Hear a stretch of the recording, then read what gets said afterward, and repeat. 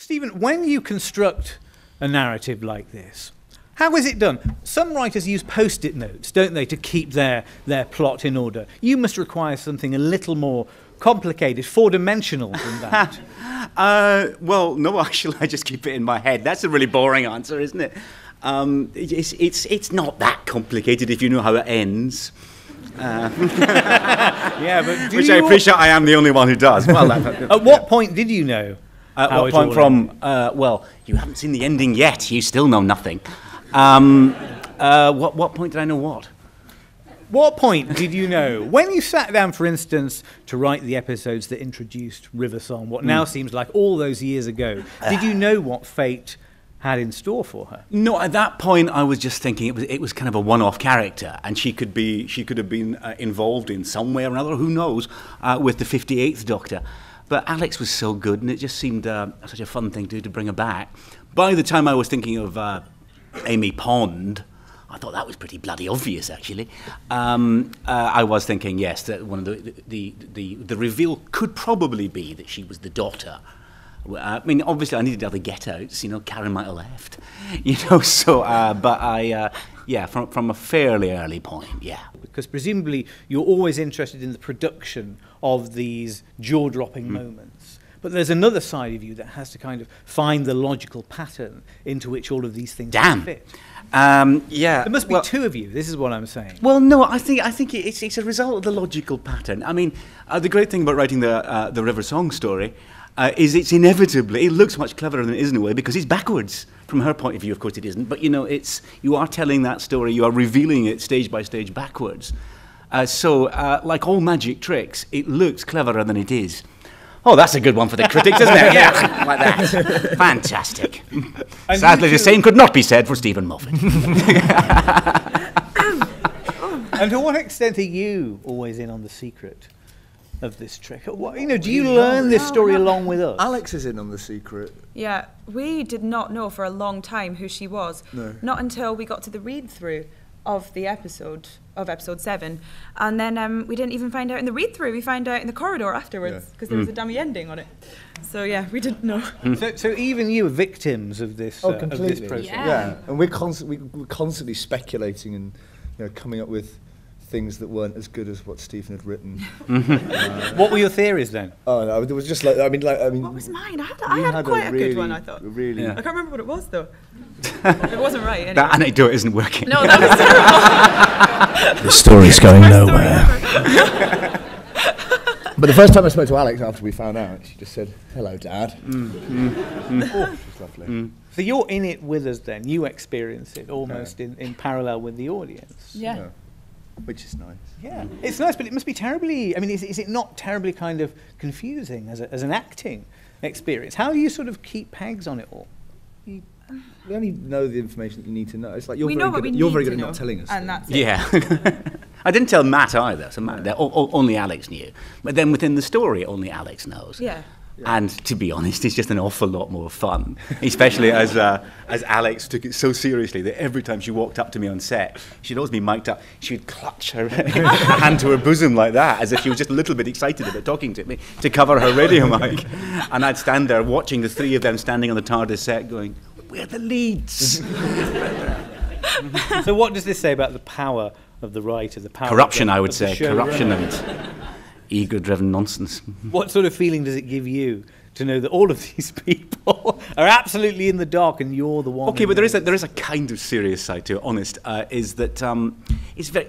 If you give away all the surprises, if you tell people what's coming up in a script, their ability to respond to that script is absolutely diminished. They should experience, particularly for the director, particularly for the actors, they should read the script as the audience... They only have one shot of doing it, to read the script as the audience will experience it, so they can reproduce that feeling. If you tell them everything in advance, then you rob that from them. But there's nothing more exciting than turning up to work and seeing a new script. You know. I mean, yeah, that is the peak of artist. Day.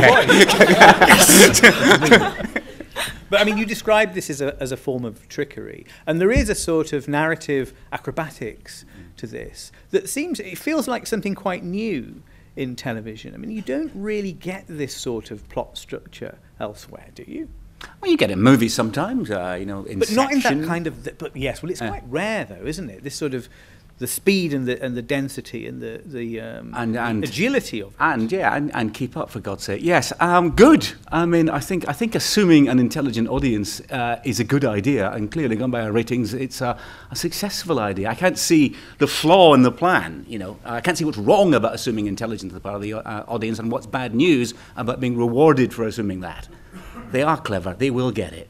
My 9-year-old got all of this ages ago at the end of Day of the Moon. Because for a kid, it's so obvious. Because they're just thinking, well, mysterious woman, mysterious girl, mysterious pregnancy. Duh. And they wander off.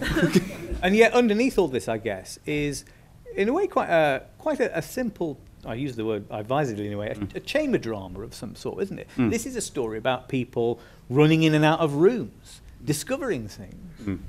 I mean, is that how it feels to play? I mean, is it almost like, you know, is there something of the farce about it almost? Something of a farce about it. It feels. I mean, it's about people. Do you know what I mean? And it's about relationships and about. And we try to keep it like that, even if you are just running through corridors, because I think it's always more interesting to watch if there's something going on between the people. And what kind of things are going on between these people? Because, you know, obviously, in this last season, Doctor Who has touched upon areas that it might not necessarily quite have touched upon in the past. To construct a plot around a paternity question is something that the series has never quite dared to do before. I know that, you know, my daughter has been pretending to be pregnant for the last 6 months. She's 7 years old. Pretending. Oh, Matthew. That would be a plot twist too far. Yeah. Wouldn't it? Well, yes, but then, I mean, but what's the point in telling a story where you just tell the same stories again? I mean, it was. I suppose the paternity question was, again, dead obvious to children. Of course it's Rory's. But it's only adults in their weird and paranoid way who ever thought the Doctor would even have been able to find how to do that. Karen, would you agree with that analysis? Absolutely, yeah. Definitely. The interesting thing is that kids don't overthink it, whereas adults, we tend to. We'll try and read things into. Yeah, look too much into it. Yeah. What do you make of the way that all of these plots are kind of interpreted and analysed? Well, it's nice, but we're not that aware of it. Unless you go online, which I don't do anymore, you don't really know. I mean, I'm sure there's a lot of analysis and general anger. I'm mostly towards me, yes. So I've ducked it. I used to go online when Russell was running it and see what they said about him. So I thought, when it's my turn, I'm just not going on. And you've stuck to that? Oh, I'm clean and sober for two and a half years. Not actually clean and sober. No, I've never used the word sober about myself in my life before. No one ever has. And what about Hitler? Let's talk about Hitler. Let's talk about Hitler. Okay.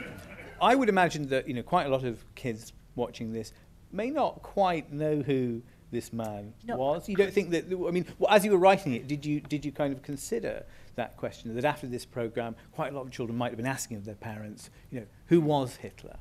I'm not sure, because my two boys absolutely knew who he was. I think it's quite an iconic name, to be honest, in a sort of very, very evil and ghastly way. So I don't think so, but it'd be interesting. They might. I don't know. Certainly my kids knew it. I think my younger son said, "Won't Hitler be offended?" I said, I was prepared to brazen it out. I talked to his lawyers and all. There are precedents, aren't there, for him being treated in almost a comic way? Yes, in Indiana Jones, there's a brilliant gag where Indiana Jones accidentally gets Hitler's autograph. I think if you really want to piss off Hitler, now that he's dead, and it's a bit safer, if you want to piss off Hitler, don't make him into an icon of evil. Take the mickey out of him. Make him a joke. Have him punched by Rory and told, "Shut up, Hitler." Can you imagine how cross Adolf would be if he saw that? He'd be absolutely livid. Well, strangely, what it's like is a wartime depictions of him when he was a comic strip character. Absolutely. And you hit him, Arthur. Yeah. How was that? Well, it was one of those moments when you open the scripts and just go, "Thank you." Yeah. That was a good day at work. You really enjoyed that as well, I remember. Carried away. Tried to play it cool, but But you seem to be, you know, your heroism is becoming is developing, isn't it? It's becoming much more. Rory's an action hero. Yeah. That's why I was employed. Yeah. Oh, that laugh and I keep going. I'm sorry. Arthur, that's the longest laugh of the day. No scepticism at all in this room about that. Yeah. I'm absolutely persuaded. So we're kind of still reeling a bit from this story, but where are we going to travel in the next few weeks? Oh, you raised an eyebrow when you said that. Sorry, and it's not the right side either, is it? Where are we going to go? Well, without giving too much away. Yeah, without giving too much away. Episode 10 is quite an interesting one. And Amy and Rory's relationship is explored in great depth. Yeah. And where else are we going? Episode 11, we have a scary thing called the Minotaur. That's set in a creepy hotel. Yeah. That's good as well. Kind of like The Shining or something. David Williams looking like a mole. Yeah, a really submissive mole. Yeah. Something There's weird an about image. that. I've never met a dominating mole. No, I haven't actually. We've skipped past Tower Block. Oh, yeah, in Mark's one. That's episode. brilliant as well. which is Danny Mays really is in that. creepy. He's Yeah. brilliant. That's a real. I was about to give something away, but Yeah. And without giving anything away, where do these characters go? What happens to Rory? well, obviously they're affected very much by what's just happened. I think their relationships are becoming more and more entwined, and that has its plus points and. They're all basically going to Lake Silencio. I mean, we are going back to the beach. We're going back to the impossible. That's where the Doctor's going. He's going to know that he has to turn out there and die. I saw a Dalek in that clip. You may have thought At you the saw a end. Dalek. Yeah, I don't know whether did I hallucinate that. fool. Did I also hallucinate your statement that the Daleks would not be coming back to see us? Yeah, I know. It's almost like I lie sometimes. I know.